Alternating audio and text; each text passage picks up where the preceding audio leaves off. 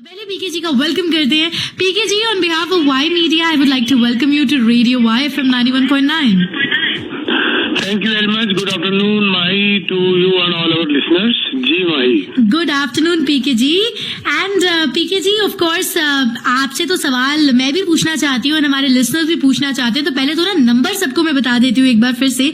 Studio line का number है 9052269109, 9052269109। इस पे आप कॉल करके पीके जी से रियल एस्टेट वाले क्वेश्चन जो है वो पूछ सकते हैं। एंड पीके जी, सबसे पहले तो क्वेश्चन मैं आपसे पूछती हूँ। तो मेरा आज का पहला क्वेश्चन पीके जी है कि कनाडा हाउसिंग स्टार्ट जो है उसके बारे में थोड़ा सा बताइए कि क्या चल रहा है और मतलब सब लोग इसके बारे में बातें कर रहे हैं जी। हाँ, तो वो इसलिए बातें हो रही है माही कि आपने भी इसलिए मुझे लगता है पूछा, क्योंकि कनाडा हाउसिंग स्टार्ट सितंबर में जो है ना वो बहुत जबरदस्त लेवल में कहता हूँ ऊपर आया। 11% जंप आया उसके अंदर।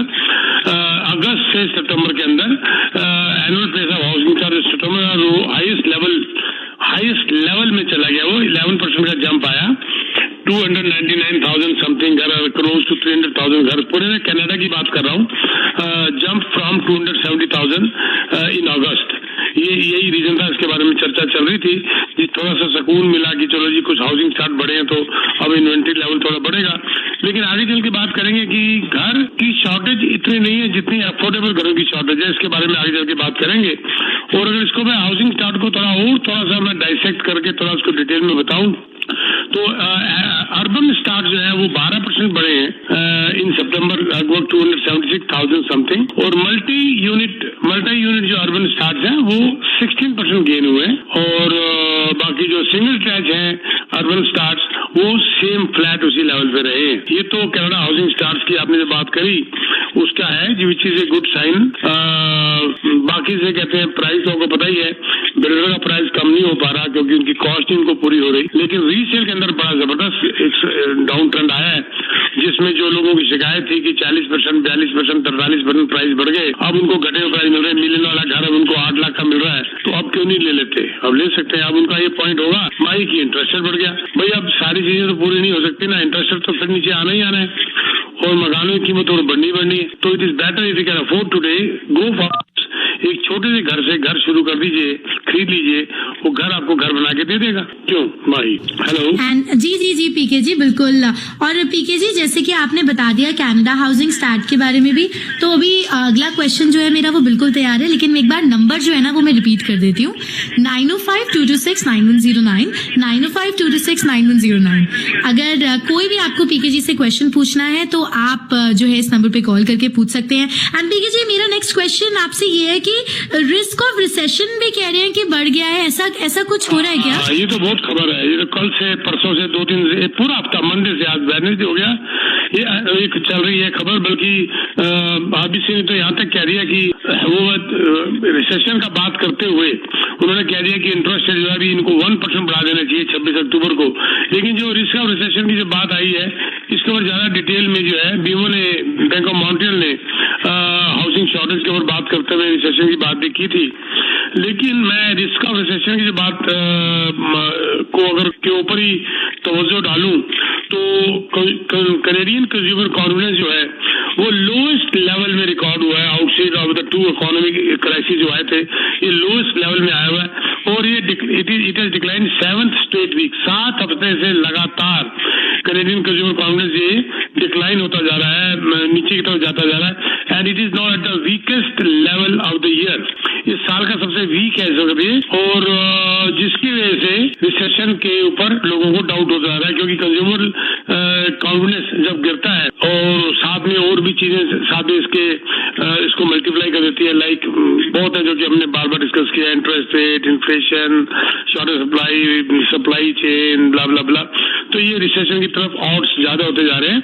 मैं इसके ऊपर थोड़ा सा एक डाटा देना चाहता हूँ कि जो इंडेक्स है कंज्यूमर कॉन्फिडेंस का वो 44.4% में आगे रुक गया, fallen to the lowest level since June 2020, जो पेंडेमिक में ईरा था जून 2020, उसके बाद ये लोएस्ट लेवल में आ चुका है। और इस हफ्ते के शुरू तक इसकी एवरेज 56% ओवर रही है द पास्ट डेकेड। पूरे पिछले 10 साल में ये वीकेस्ट रही है एवरेज इसकी। जब ये करते हैं या डाटा कलेक्ट करते हैं तो 44% ऑफ द रेस्पोंडेंट्स ने कहा कि उनके पर्सनल फाइनेंस बहुत बुरे हो गए हैं compare to the last year, जबकि 14% ने ये कहा कि उनके अंदर इंप्रूवमेंट आई है। ये हमेशा होता है किसी को नेगेटिव, लेकिन ये गैप जो है इतना ज्यादा नहीं होना चाहिए।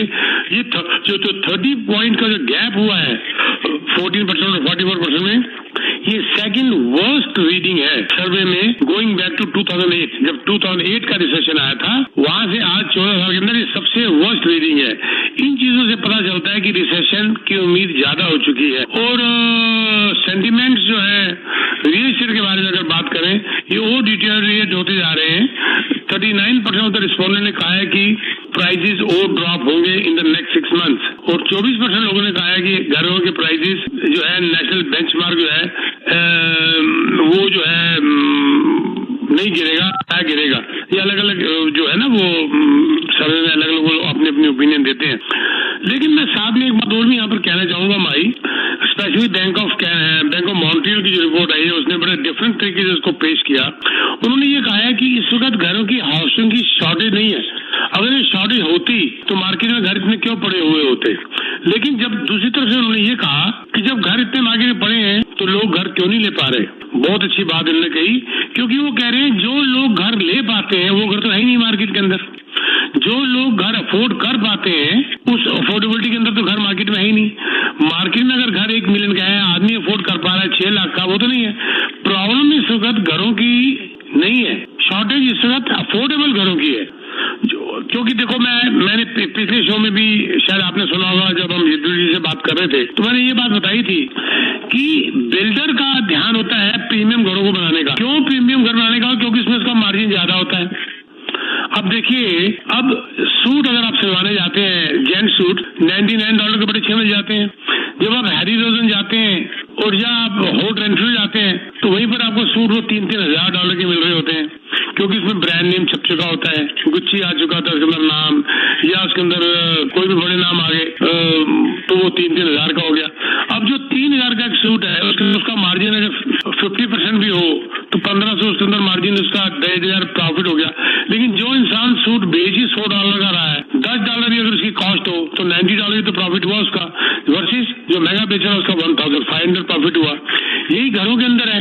बिल्डर की कोशिश होती है कि वो प्रीमियम घर बनाए। जब हम भी अब ऐड देते हैं बताते हैं जी LRT के ऊपर है जी, डिजाइनर घर है जी, फलाने डिजाइनर ने इसको इसकी लॉबी बनाई जी, पूल है इसके अंदर, बटलर सर्विस है इसके अंदर, पेट स्पा है इसके अंदर, ब्लाना डीना, और वो प्रीमियम घर बन गया, मार्जिन ज्यादा हो गया। बात यह है गवर्नमेंट को ये काम करना पड़ेगा इस वक्त कि ऐसे घरों के ऊपर लगाम दे और बिल्डर को बोले कि आपको उसके अंदर 10% 50% अफोर्डेबल घर भी बनाने पड़ेंगे, तब जाके कुछ शॉर्टेज मुझे लगता है दूर होती नजर आएगी, कुछ हद तक उसकी हेल्प मिलेगी। जी माही जी बिल्कुल पीके जी। और पीके जी, जैसे मतलब अभी आपने ऑफ कोर्स अफोर्डेबल हाउसिंग की बात करी है, अभी ये जो इलेक्शंस की डिबेट्स चल रही थी इस पे भी इस टॉपिक के बारे में बहुत सारी बातें की गई हैं कि अफोर्डेबल हाउसिंग। जी इतनी लंबी बात हुई है कि उसको मैं डिटेल में अगर याद दें तो मुझे कुछ टाइम लगेगा, मैं बताता हूँ उन्होंने क्या डिस्कस किया और बहुत जेन्युइन डिस्कस किया। और इसके अंदर जो इसमें जो डिस्कशन चल रहा था वो बहुत ही इंटरेस्टिंग डिबेट थी। ये पील रीजन के अंदर डिबेट चल रही थी ये वाली, और आप कहें तो इसको मैं डिटेल में बताऊं इसके बारे में। जी बिल्कुल पीके जी, बिल्कुल फॉर श्योर। जी बिल्कुल। देखो बात यह है कि ये जो डिबेट थी ये यहाँ पर अफोर्डेबल हाउसिंग के ऊपर जब हर एक जो इलेक्शन में लड़ रहे थे वो इसके ऊपर डिबेट कर रहे थे कि भाई इसमें ये सबसे बड़ा क्राइसिस डिस्कस किया गया कि ये जो क्राइसिस घरों का लोगों को होमलेसनेस की तरफ लेके जा रहा है। और जो रीजन का लिस्ट है for waiting for the assistance कर रहे हैं वो बढ़ती ही जा रही है। लोकल कैंडिडेट जो थे वो they were calling on candidate running for seat कि वो प्रायोरिटाइज किया जाए अफोर्डेबल घरों को, इक्विटी को और सोशल रेजिस्टेंस को प्रायोरिटाइज किया जाए। अपनी अपनी वोटें लेने का अपना अपना तरीका था इनका। मैं आपको छोटा सा एग्जांपल देता हूँ। डॉगलस क्वान साहब जो है इसके ऊपर डिबेट में वो जो इनिशिएटिव ले रहे थे, जो क्वेश्चन पूछ रहे थे, क्वान साहब director of advocacy and legal services के जो है जिसको ACTO कहते हैं। अब देखो मिसरागा के अंदर रेंट जो है 25% बढ़ गए हैं ओवर द लास्ट ईयर। कोई बात है, कोई मजाक है, कोई क्या, ये कोई एक इंसान जो घर नहीं ले पा रहा वो घर किराए पे भी नहीं ले पा रहा। 2000 जो किराया देना पड़ रहा है। जी जी। क्या वेजिस इतने बड़े हैं? नहीं। ओके, रेंटल यूनिट जो है ऑन एवरेज यहाँ पर $2800 ए मंथ हो गया, और ये जो 25% का जंप आया है वो जीने ही दे रहा है, ना घर लेने दे रहा है, ना किराए पे जाने दे रहा है। अब जो कौन साहब जो कि इसमें इनिशिएटिव लेते हैं वो one of the 3 local expert थे जो कि इस बारे में बात कर रहे थे। कुछ पॉइंट वो सामने लेके आए, जैसे उन्होंने एक पॉइंट बड़ा जबरदस्त बताया कि CMHC के हिसाब से healthy rental market has a 3% vacancy rate रहता है। हेल्दी जिसको कहते हैं हेल्दी वैकेंसी रेट, वो 3% माना जाता है। आपको पता है मिसिसागा और ब्रैम्पटन में ये 2% के आसपास घूम रहा है, और वो भी पिछले 10 सालों से, यानी कि शॉर्टेज 10 सालों से चल रही है यहाँ पर। इसके बारे में क्यों नहीं काम करती?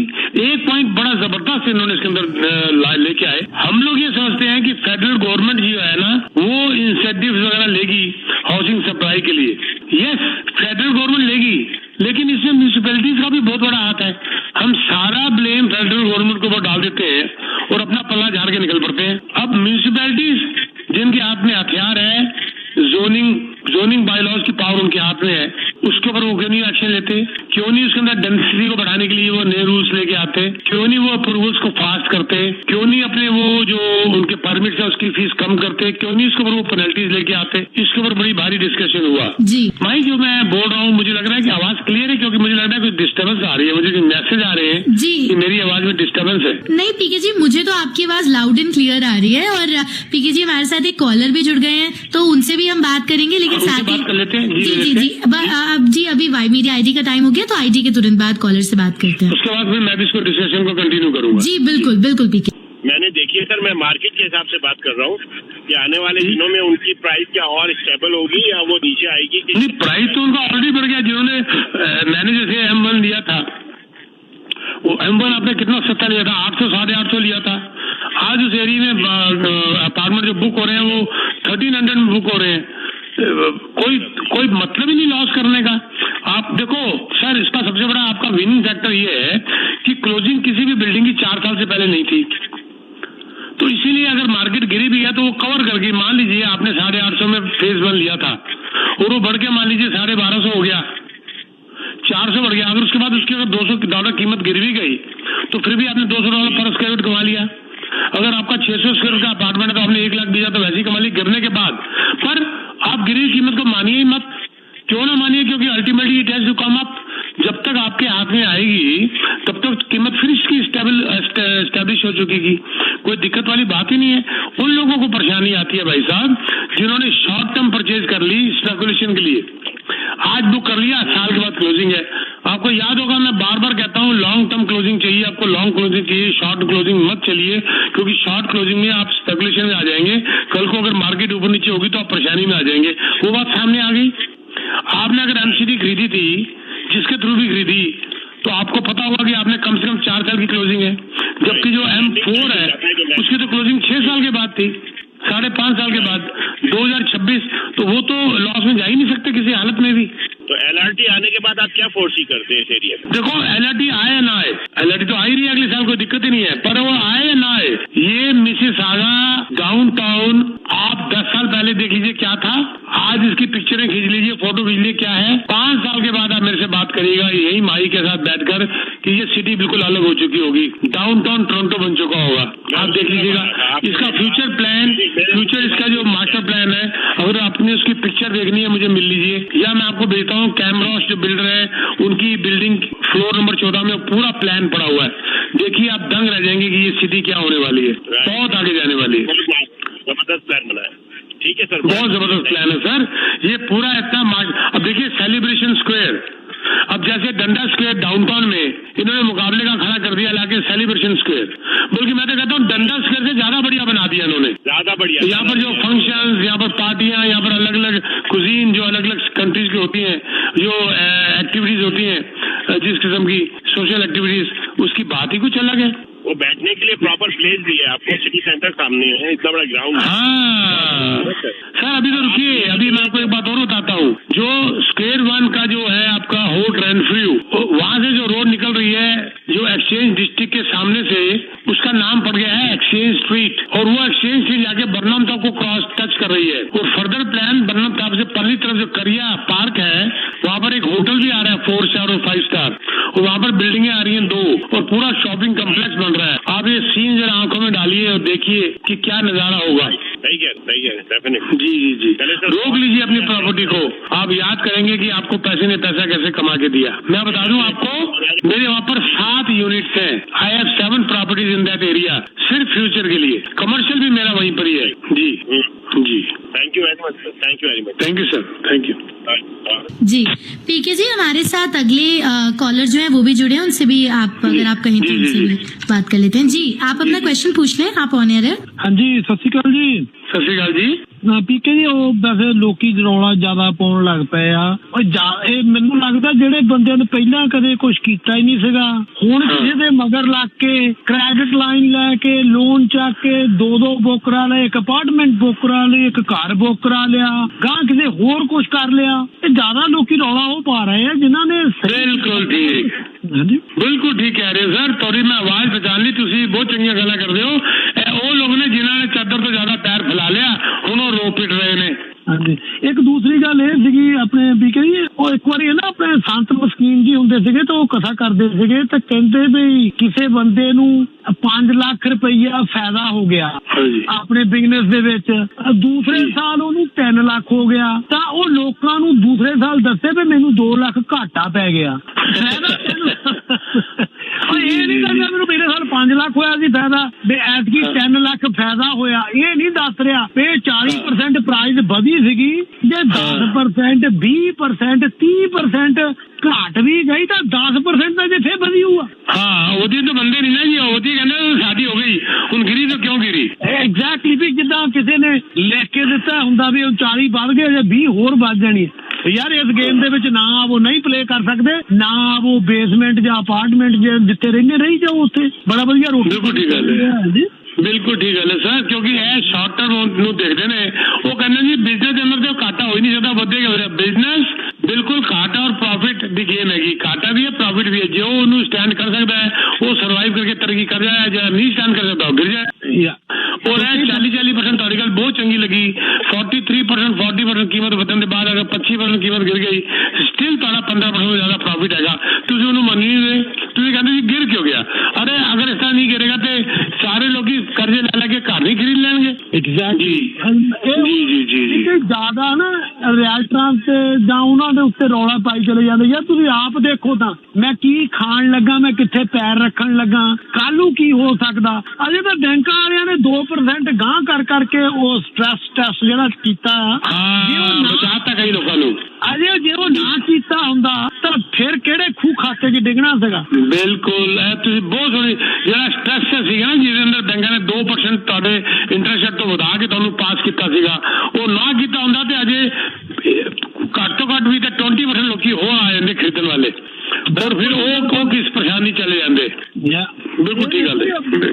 ਆਪਣਾ ਸੋਚ ਸਮਝ ਕੇ ਦੇਖੋ, ਜਿਹੜਾ ਵੀ ਕੰਮ ਕਰਨਾ। ਨਹੀਂ ਤੁਸੀਂ ਐਡੀ ਜ਼ਿਆਦਾ ਸਟ੍ਰੈਸ ਲਾ ਸਕਦੇ ਤਾਂ ਉਹ ਕੰਮ ਨਾ ਕਰੋ ਨਾ। ਕਿਸੇ ਦੇ ਕਹੇ ਕਰਕੇ, ਹੁਣ ਮੇਰੇ ਕਹੇ ਕਰਕੇ ਯਾਰ ਤੁਸੀਂ, ਜਾਂ ਕਿਸੇ ਹੋਰ ਦੇ ਕਹੇ ਕਰਕੇ ਥੋੜਾ ਏਦਾਂ ਦਾ ਪੰਗਾ ਲੈਣਾ ਚਾਹੀਦਾ। ਮੇਰੀ ਸਿਚੁਏਸ਼ਨ ਹੋ ਰਿਹਾ, ਪੀਕੇ ਦੀ ਹੋ ਰਿਹਾ, ਜੋਧਵੀਰ ਦੀ ਹੋ ਰਿਹਾ, ਕਿਸੇ ਹੋਰ ਦੀ ਹੋ ਰਿਹਾ, ਰਾਈਟ। ਵੀ ਤੁਸੀਂ ਫੋਲੋ ਨਾ ਕਰੋ ਕਿਸੇ ਨੂੰ। ਦੇਖੋ ਯਾਰ, ਅਗਲਾ ਕੋਈ ਚੰਗੀ ਗੱਲ ਵੀ ਕਹਿੰਦਾ ਫਿਰ ਵੀ ਸੋਚੋ 10 ਵਾਰੀ 20 ਵਾਰੀ, ਯਾਰ ਮੈਂ ਇਸ ਪਾਣੀ ਨੂੰ, ਇਸ ਦਰਿਆ ਨੂੰ ਪਾਰ ਕਰ ਸਕਦਾ। ਮੈਨੂੰ ਕਰਨਾ ਆਉਂਦਾ ਨਹੀਂ। ਪਾਣੀ ਮੈਂ ਜਾਣ ਡਿਆ, ਹਾਈਟ ਮੇਰੀ ਹੈਗੀ 5.5 ਫੁੱਟ, ਜਾਣ ਡਿਆ ਮੈਂ 12 ਫੁੱਟ ਪਾਣੀ ਡੂੰਘੇ ਦੇ ਵਿੱਚ ਤਰਨਾ ਆਉਂਦਾ ਨਹੀਂ। ਬਿਲਕੁਲ ਬਿਲਕੁਲ ਬਿਲਕੁਲ ਬਿਲकुल ठीक है। अपने हिसाब ਨਾਲ ਚਲੋਗੇ ਤੇ ਕਦੀ ਵੀ ਮਾਰ ਨਹੀਂ ਖਾਓਗੇ। ਐਗਜ਼ੈਕਟਲੀ। ਚਲੋ ਕਿਸੇ ਨੇ ਕਹਿ ਵੀ ਦਿੱਤਾ, ਕਿਸੇ ਨੇ 20%, 30% ਕਹਿ ਵੀ ਦਿੱਤਾ, ਫਿਰ ਵੀ 10% ਰੱਖੋ, 5% ਰੱਖੋ। ਨਹੀਂ ਯਾਰ, ਤੁਸੀਂ ਕਹੀ ਜਾਂਦੇ 20%, ਜੇ ਆਪਾਂ ਨੂੰ 5% ਵੀ ਫਾਇਦਾ ਹੋ ਗਿਆ, 10 ਵੀ ਹੋ ਗਿਆ, ਤਾਂ ਵੀ ਅਸੀਂ ਓਕੇ ਆ। ਜੇ ਹੁਣ ਥੋੜਾ ਜਿਹਾ ਕਰੈਕਸ਼ਨ ਆ ਰਹੀ ਹੈ ਤਾਂ ਸਹਿਣ ਕਰੋ, ਉਹਨੂੰ ਸੋਚੋ ਥੋੜਾ ਜਿਹਾ, ਤੇ ਕੋਈ ਗੱਲ ਨਹੀਂ, ਐਡਾ ਵੱਡਾ ਪਹਾੜ ਨਹੀਂ ਲੱਗਾ ਡਿੱਗਣ। इस कंट्री ने दुनिया ने धरती ने इत्थे ही रहना सारा कुछ। बिल्कुल और ਇਹ ਤੇ ਚੀਜ਼ਾਂ ਹਰ 5-7 ਸਾਲ ਬਾਅਦ ਆਉਂਦੀਆਂ ਹੀ ਆਉਂਦੀਆਂ ਨੇ ਤੇ ਚੰਗੇ ਦਿਨ ਵੀ ਸੀ ਤੇ ਬੁਰੇ ਦਿਨ ਵੀ ਆਣਗੇ ਚੰਗੇ ਦਿਨ ਫਿਰ ਆ ਜਾਣਗੇ। ਤੁਸੀਂ you should have holding capacity ਅਗਰ ਤੁਸੀਂ ਹੋਲਡ ਕਰ ਸਕਦੇ ਹੋ ਤੁਸੀਂ ਇਹਦਾ ਫਾਇਦਾ ਚੁੱਕ ਲੋਗੇ ਸਿੰਪਲ ਜੀ ਗੱਲ ਹੈਗੀ। ਠੀਕ ਹੈ ਮੈਂ 1981-82 ਚ ਆਇਆ ਸੀਗਾ ਜੀ ਮੈਂ 90 ਵਾਲਾ ਵੀ ਦੇਖਿਆ 90 ਤੋਂ ਬਾਅਦ ਦੇ ਵਿੱਚ ਜੇ ਕੋਈ ਘਰਾਂ ਦੀ ਕਰੈਕਸ਼ਨ ਆਈ ਆ ਸੀਰੀਅਸਲੀ ਹੁਣ ਲੱਗੀ ਆਉਣ ਪਰ ਉਹ ਵੀ 40% 1 ਸਾਲ ਤੇ 2 ਸਾਲਾਂ ਚ ਵੱਧ ਗਏ ਆ ਉਦੋਂ ਵੀ ਤਾਂ ਅਜੇ ਵੀ ਹੈ ਨਹੀਂ ਜੇ ਮੰਨ ਲਓ ਉਸ ਤੋਂ ਬੁਰਾ ਉਸ ਕਿਉਂਕਿ ਹੁਣ ਜਿਹੜਾ ਫਾਇਦਾ ਹੋ ਗਿਆ ਕਿ ਪਹਿਲੇ 40% ਵੱਧ ਗਈ ਤਾਂ ਐਡਜਸਟ ਹੋ ਰਹੀ ਹੈ ਉਹਨਾਂ ਦੇ ਵਿੱਚ ਇਸ ਤਰ੍ਹਾਂ ਨਹੀਂ ਹੋਇਆ ਸੀਗਾ ਵੱਧੀ ਸੀ ਪਰ ਇੰਨੀ ਨਹੀਂ ਵੱਧੀ ਸੀ you are right okay thanks ਧੰਨਵਾਦ थैंक यू वेरी मच जी थैंक यू वेरी मच जी माही जी पीके जी हमारे साथ और एक दूसरे कॉलर है इनसे भी बात करते हैं। जी आप कौन है अपना क्वेश्चन पूछ लें। ਹਾਂਜੀ ਠੀਕ ਹੈ ਜੀ ਤੁਸੀਂ ਇੱਕ ਗੱਲ ਕਰ ਰਹੇ ਸੀ ਕੋਈ ਡਿਸਕਸ਼ਨ ਚੱਲ ਰਹੀ ਸੀ ਉਹਦੇ ਬਾਰੇ ਤੇ ਉਹ ਵਿੱਚੋਂ ਕੋਈ ਹੋਰ ਕਾਲ ਆ ਗਈ ਫਿਰ ਉਹ ਬੰਦ ਹੋ ਗਈ ਕੀ ਉਹਦੇ ਬਾਰੇ ਡਿਟੇਲ ਦੱਸ ਸਕਦੇ ਜੇ ਤੁਸੀਂ ਕੰਟੀਨਿਊ ਕਿਹੜੀ ਕੁਐਸਚਨ ਕੀ ਸੀ ਸਰ ਇਹ ਹੁਣੇ ਕੋਈ ਕਹਿ ਰਹੀ ਨਾ ਇਹਨਾਂ ਨੇ ਮਾਹੀ ਜੀ ਨੇ ਪੁੱਛਿਆ ਸੀ ਕੋਈ ਡਿਸਕਸ਼ਨ ਹੀ ਲਾਸਟ ਵੀਕ ਉਹ ਮੈਂ ਕੰਟੀਨਿਊ ਕਰ ਲੈਣਾ ਉਹ ਜਿਹੜੀ ਇਲੈਕਸ਼ਨ ਤੋਂ ਪਹਿਲੇ ਜਿਹੜੀ ਹੋ ਰਹੀ ਸੀਗੀ ਮੈਂ ਫੈਡਰਲ ਗਵਰਨਮੈਂਟ ਦੀ ਮਿਊਨਿਸਪੈਲਿਟੀ ਦੀ ਗੱਲ ਕਰ ਰਿਹਾ ਸੀਗਾ ਤੇ ਉਹਦੇ ਬਾਅਦ ਇੱਕ ਹੋਰ ਉਹਨਾਂ ਨੇ ਬੜਾ ਵੱਡਾ ਐਗਜ਼ਾਮਪਲ ਲੈ ਕੇ ਆਏ ਉਸ ਡਿਬੇਟ ਦੇ ਅੰਦਰ ਜਿਹਨੂੰ ਕਹਿੰਦੇ ਡੋਗਲਸ ਕੁਆਨ ਸਾਹਿਬ ਲੈ ਕੇ ਆਏ ਇਹ ਮੁੱਦਾ ਉਹਨਾਂ ਨੇ ਕਿਹਾ ਕਿ ਜਿਸ ਤਰ੍ਹਾਂ ਮਿਊਨਿਸਪੈਲਿਟੀ ਇਹ ਬਾਈ ਲਾਅ ਲੈ ਕੇ ਆ ਸਕਦੀ ਹੈ ਜਿਹਦੇ ਅੰਦਰ ਅਪਾਰਟਮੈਂਟ ਔਰ ਕੋਂਡੋ ਡਿਵੈਲਪਮੈਂਟ ਜਿਹੜੀ ਅਫੋਰਡੇਬਲ ਬਣਾਉਣ ਵਾਸਤੇ ਜਿਹੜੇ minimum number of parking space ਹੁੰਦੇ ਨੇ ਉਹ ਰਿਸਟ੍ਰਿਕਸ਼ਨ ਨੂੰ ਹਟਾ ਦਿਓ ਅਗਰ ਉਹ ਪਾਰਕਿੰਗ ਦੀ ਰਿਸਟ੍ਰਿਕਸ਼ਨ ਮਿਨੀਮਮ ਨੰਬਰ ਨੂੰ ਹਟਾ ਕੇ ਥੋੜਾ ਘੱਟ ਕਰ ਦੇਣਗੇ ਤੇ ਉਹ ਜਗ੍ਹਾ ਵੀ ਇਹਨਾਂ ਨੂੰ ਮਿਲ ਜਾਏਗੀ ਐਡੀਸ਼ਨਲ ਸਪੇਸ ਵੀ ਮਿਲ ਜਾਏਗੀ ਔਰ ਬਿਲਡਿੰਗ ਦੀ ਕੰਸਟਰਕਸ਼ਨ ਕਾਸਟ ਵੀ ਘਟ ਜਾਏਗੀ ਔਰ ਉਸ ਏਰੀਆ ਦੇ ਅੰਦਰ ਅਫੋਰਡੇਬਲ ਅਪਾਰਟਮੈਂਟ ਬਣਾ ਵੀ ਸਕਦੇ ਨੇ ਇਹ ਵੀ ਡਿਸਕਸ਼ਨ ਦੇ ਅੰਦਰ ਮੈਂ ਦੇਖਿਆ ਤੇ ਮੈਨੂੰ ਬਹੁਤ ਚੰਗਾ ਲੱਗਿਆ ਇਹ ਵਾਲਾ ਪੁਆਇੰਟ ਅਸੀਂ ਡਿਸਕਸ ਕੀਤਾ ਸੀਗਾ ਪਹਿਲੇ ਵੀ ਲੇਕਿਨ ਉਹ ਇਸ ਮੁੱਦੇ ਨੂੰ ਉਹਦੇ ਅੰਦਰ ਲੈ ਕੇ ਆਏ तो ਸੀਗਾ कुछ पॉइंट और भी आई थी जिसके अंदर एक उन्होंने क्या थी एक्सक्लूसिव जोनिंग की होती है जिसके अंदर की एक अगर जोनिंग कितने बनी हुई है उसके अंदर उसी किस्म के घर ही दोबारा बन सकते हैं सपोज करो एक डिटैच घर तोड़ के बनाना है तो तुम इको उसी स्क्वायर फीट का डिटैच घर बना सकते हो दो नहीं उन्होंने क्या नहीं इनू खत्म किया जाए और इनू खत्म करके इनू एक्सक्लूसिवरी जोनिंग के बजाय इनक्लूसिवरी जोनिंग की जाए इनक्लूसिव जोनिंग का मतलब होता है कि उस डिटैच घर नू खत्म करके अगर वो खत्म करना चाहते हैं उस जमीन के उत्ते डिटैच की बजाय तुसी टाउन होम भी बना सकते हो तुसी उसके अंदर सेमी डिटैच भी बना सकते हो तुसी अंदर ट्रिपलेक्स भी बना सकते हो डुप्लेक्स ट्रिपलेक्स तुसी लो high rise up to 5 floor तक बिल्डिंग बना सकते हो जब तुम बना लोगे उसी एक घर की जगह 5-6 घर बन जाएंगे तो अफोर्डेबिलिटी अपने आप सामने आ जाएगी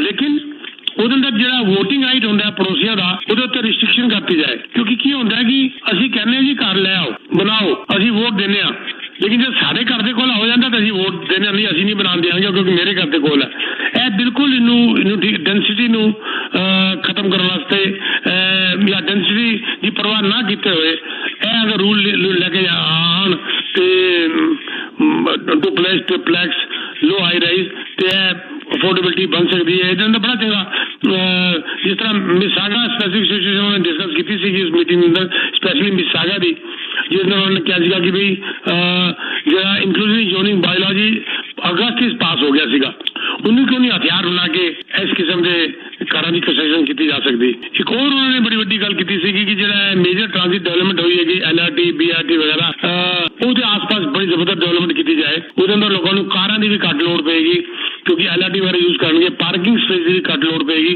और इस तरह अफोर्डेबल घर बनने और प्राइस उत्ते कंट्रोल किया जा सकता है तो मतलब बहुत कुछ सीगा अंदर हाँ एक गल और सी बड़ी इंपॉर्टेंट गल मैंने याद आ गई गल करते करते कि रेंट कंट्रोल ਜਿਹੜੇ ਰੈਂਟ ਵਧੇ ਨੇ ਨਾ ਸਰ ਇਹਨਾਂ ਨੇ ਕੀ ਕੀਤਾ ਹੈ ਜਿਹੜੇ ਘਰ ਨਵੰਬਰ 2018 ਦੇ ਬਾਅਦ ਬਣੇ ਨੇ ਉਹਦੇ ਤੇ ਰੈਂਟ ਕੰਟਰੋਲ ਲਾਗੂ ਨਹੀਂ ਹੋ ਰਿਹਾ ਰੈਂਟ ਕੰਟਰੋਲ ਨਵੰਬਰ 2018 ਦੇ ਬਾਅਦ ਜਿਹੜੇ ਘਰ ਬਣੇ ਨੇ ਉਸ ਤੇ ਲਾਗੂ ਨਹੀਂ ਹੋ ਰਿਹਾ ਔਰ ਉਹੀ ਇੱਕ ਬੜਾ ਵੱਡਾ ਕਾਰਨ ਹੈ ਕਿ ਅਨਾਪ ਸ਼ਨਾਪ ਰੈਂਟ ਵਧ ਗਏ ਨੇ ਇਹਨਾਂ ਨੇ ਕਿਹਾ ਕਿ ਉਹ ਰੈਂਟ ਕੰਟਰੋਲ ਉਹਨਾਂ ਦੇ ਤੋਂ ਵੀ ਲਗਾਇਆ ਜਾਏ ਤਾਂ ਹਿਸਾਬ ਨਾਲ ਰੈਂਟ ਵਧਾਣ ਕਿਉਂਕਿ ਇੱਕ ਘਰ ਜਿਹੜਾ ਨਵੰਬਰ 2018 ਤੋਂ ਪਹਿਲੇ ਬਣਿਆ ਉਹ ਤੇ ਵਧਾ ਸਕਦਾ 2.5% ਜਿਹੜਾ ਉਹਦੇ ਬਾਅਦ ਬਣਿਆ ਉਹ ਕਹਿੰਦਾ ਮੈਂ ਤੇ ਜੀ 1000 ਵਧਾਵਾਂਗਾ ਮੈਂ ਤੇ 20% ਵਧਾਵਾਂਗਾ रहना ना रहा चला जाता हूँ विच इज वेरी रॉन्ग एक बंदे वास्ते कोई रूल दूसरे वास्ते कोई रूल अगर रेंट कंट्रोल वाला हिसाब किताब सारे घरों उत्ते करता जाए तो ਉਹਦੇ ਨਾਲ ਵੀ ਬੜਾ ਮੈਨੂੰ ਇਹ ਤੇ ਗੱਲ ਯਾਦ ਆਈ ਮਾਈਕ ਬੜੀ ਔਰ ਭਾਈ ਸਾਹਿਬ ਤੁਹਾਡੇ ਵਾਸਤੇ ਵੀ ਤੁਸੀਂ ਹੈਰਾਨ ਹੋ ਜਾਓਗੇ 2018 और 2020 ਦੇ ਵਿਚਕਾਰ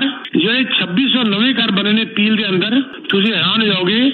लो इनकम फैमिली वास्ते आउट ऑफ 2600 एक घर बने हैं लो इनकम ग्रुप वास्ते। 1% नहीं कह रहा सर मैं, 1 हाउस मतलब 1 in 2600 नवे घरों के अंदर एक घर लो इनकम ग्रुप बने। बोलो उधर की तो अफोर्डेबिलिटी पूरी किस तरह कर लो जब तक रूल लेके नहीं आओगे। देखो इस रीजन ने ना काउंसिल ने अप्रूव किया सीगा कि 75,000 जिहड़े ने वो अफोर्डेबल घर बनाएंगे, मिडिल इनकम बनाएंगे इन 10 years। 18 तो इन्होंने किया सीगा 2028 तक कहने से बना लेंगे। जिन्होंने क्या सी 7,500 से एनुअली बनावांगे, कुछ भी नहीं होया उसके अंदर, सिर्फ कागज लाके रह गया। 226 सपोर्टेड यूनिट बने ने सर सिर्फ, और 5650 से रेंटल यूनिट बने ने। ਹੁਣ दस लो वो की कर मतलब शेल्टर बेड ਜਿਹੜੇ ਨੇ 60 ਹੈਗੇ ਨੇ। ਤੁਸੀਂ ਉਹ ਵੱਡੀ ਵੱਡੀ ਗੱਲਾਂ ਕਰ ਰਹੇ ਹੋ 75,000 ਘਰ ਬਣਾਵਾਂਗੇ, 10,000 10 ਸਾਲਾਂ में बनाओगे, 75 करांगे वोटा लेने वास्ते करांगे, कम तुझे करना कोई नहीं है। ये बड़ी गल्लां मतलब मैं मतलब इनू नटशेल जरा तुम दस दिया कि अफोर्डेबल कार सब्सिडी और असिस्टेंट के बगैर नहीं बन सकते। असिस्टेंस चाहिए, हेल्प चाहिए, बिल्डर नू दिओ तो सब्सिडीज दिओ ना, ਜਿਹੜੇ घर ਜਿਹੜੇ लोग उस घर ਨੂੰ डिजर्व करते हैं उन्होंने फाइनेंशियल हेल्प की जाए कार लैन वास्ते, तो सारी प्रॉब्लम सॉल्व हो जाती है सर। मेरा तो यही कहना है, बड़ी वधिया डिबेट सीगी। हाँ जी सर, थैंक यू पी साहब, बड़ी डिटेल ਤੁਸੀਂ ਸਾਰਾ ਕਰਤਾ clear. Thank you sir, thank you very much. और वोटा देने तो पहले यह चीज सोचनी सारे लोगों को बहुत जरूरी है कि सिर्फ वोट लैन वास्ते हो रहा है कि कुछ काम भी कर रहे हैं लोग। जी सो माही अच्छा डिस्कशन रहा, पर मुझे थोड़ा ये लगा कि आवाज शायद मेरे को अपनी आवाज कानों में खुद गूंज रही थी, तो लेकिन कोई बात नहीं, चलते चलते बता दूं आपको कि news and reality experts we are hiring agents. हमारे यहाँ अभी भी पिछले हफ्ते 7-8 हमने एजेंट और हायर किए हैं। हम एजेंट जो भी आएगा उसको हायर नहीं करते, हम उनके अंदर मोटिवेशन लेवल देखते हैं। नहीं तो बढ़ाने को तो जितने बड़ी एजेंट बढ़ा लो, जितने आते हैं हम सबको हायर कर लें, बात ही खत्म हो गई, हजारों एजेंट कर लो। लेकिन हमारे यहाँ पर रियलिटी एक्सपर्ट की एक पॉलिसी है कि हमने उनको जो है पूरा उनकी हेल्प करनी है, उनकी सहायता करनी है, उनकी तरक्की करने में। एक कहावत बड़ी मशहूर है माही, किसी ने कहा कि गुरुजी चेले बहुत हो गए। गुरुजी कहते हैं तू क्यों फिक्र करता है, भूखे मरेंगे अपने आप भाग जाएंगे सारे। तो हमारी पॉलिसी वो नहीं है कि भूखे मरेंगे और भाग जाएंगे, हमने उनको संभालना है, हमने एजेंट्स को तरक्की देने में पूरी हेल्प करनी है। या ट्रेनिंग चलती है, अभी ट्रेनिंग थी 2-4 दिन पहले, विच वाज 13th आज या 13th की बात है। अभी हम दोबारा फिर एक ट्रेनिंग 10 तारीख को ट्रेनिंग थी, और अब हम दोबारा एक ट्रेनिंग और करने वाले हैं एजेंट्स की। तो if you want to join us you can contact our number, contact my office, News and Reality Experts, we'll have a meeting. We only need your motivation, rest we'll do. 647-299-4757, 647-299-4757, or you can visit teamsabarwal.com. Plus इसका latest project यहाँ पर तुम्हारी भी add आ रही है जिसकी above काउंडोज ये Bristol और हाईवे 10 मिसागा में आ रहे हैं, LRT के ऊपर जबरदस्त प्रोजेक्ट आ रहा है जिसके लिए हम खुद मार्केटिंग कर रहे हैं। इसके अंदर जो है 2 टॉप बिल्डर्स मिलके काम कर रहे हैं, RioCan Living and Marlin Spring, this is on LRT। इसके लिए भी अगर आपने कुछ हमसे पूछना है, सलाह करनी है, मीटिंग करनी है, you can contact me 647-299-4757. I repeat 647-299-4757, or you can visit teamsabarwal.com. Thank you very much Mahi. Thank you PK ji, show पे हमारे साथ जुड़ने के लिए और इतना अच्छा डिस्कशन करने के लिए। Thank you very much. Thank you.